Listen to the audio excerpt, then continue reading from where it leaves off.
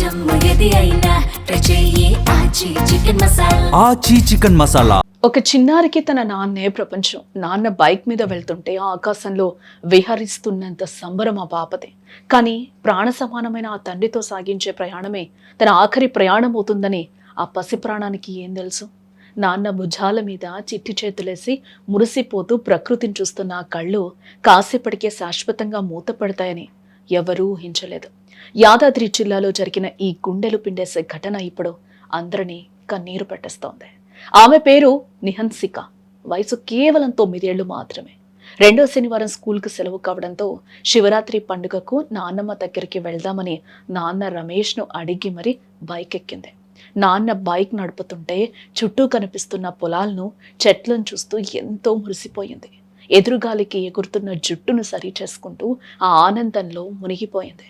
ఆ చిన్నారికి ఆ క్షణం లోకమంతా తనే అన్నంత సంతోషం. కానీ ఆ సంతోషమే ఆఖరి చూపు అని ఆ పాపకు తెలియకపోయింది. చౌటుప్పల్ దాటి ఆరేగూడెం వెళ్లే దారిలో తన ముందు వెళ్తున్న ట్రాక్టర్ను దాటాలని ఆ తండ్రి ప్రయత్నించాడు. కానీ వెనక నుంచి మృత్యువు లారీ రూపంలో తరుముకొస్తుందని గమనించలేకపోయాడు ఆ తండ్రి. ఒక్క సెకండ్, కేవలం ఒక్క సెకండ్లో అంతా తలకిందులైపోయింది. ట్రాక్టర్కు లారీకి మధ్య బైక్ చిక్కుకుపోయింది. నాన్నను గట్టిగా పట్టుకున్న ఆ చిన్నారి చేతులు వదిలిపోయాయి. కన్న తండ్రి కళ్ళ ముందే లారీ కింద పడి చనిపోయింది. రమేష్ వృత్తిరీత్యా లారీ డ్రైవర్. 1000 కిలోమీటర్లు భారీ వాహనాలను నడిపిన అనుభవం ఉన్నవాడు. కానీ తన కళ్ళ ముందే కూతురు ప్రాణం పోతుంటే కాపాడుకోలేకపోయాడు. రక్తపు మడుగులో పడి ఉన్న తన బిడ్డను చూసి, లేమ్మా నిహన్సిక, అమ్మమ్మ ఇంటికి వెళ్ళాం పదా అంటూ అతడు రోధిస్తున్న తీరు చూసి అటుగా వెళ్తున్న వారు సైతం గుండె చెరువై కన్నీరు పెట్టారు.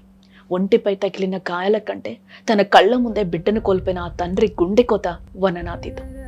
అక్కడ అమ్మమ్మ ఎదురు చూస్తోంది, మనవరాలు వస్తే ఇల్లంతా సందడి చేస్తుందని.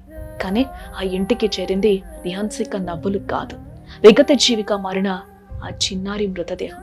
శివరాత్రి పండుగ వేళ ఆ కుటుంబంలో దీపం ఆరిపోయింది. ఆడుకోవాల్సిన వయసులో, అల్లరి చేయాల్సిన వయసులో ఒక చిన్న నిర్లక్ష్యం ఆ చిన్నారిని అందరికీ దూరం చేసేసింది. ఆ గ్రామంలో ఇప్పుడు పండగ సందడి లేదు. కేవలం నిశ్శబ్ద రోదనలే వినిపిస్తూ ఉన్నాయి. బైక్ నడిపేటప్పుడు ఒక్క క్షణం ఆలోచించండి కదా. మీ వెనుక కూర్చున్న వారు మీ మీద పెట్టుకున్న నమ్మకం ఎంతటితో గుర్తించండి. ముగిసిపోయిన ఆ చిన్నారి నవ్వులు ప్రతి వాహనదారుడికి ఒక హెచ్చరిక కావాలి.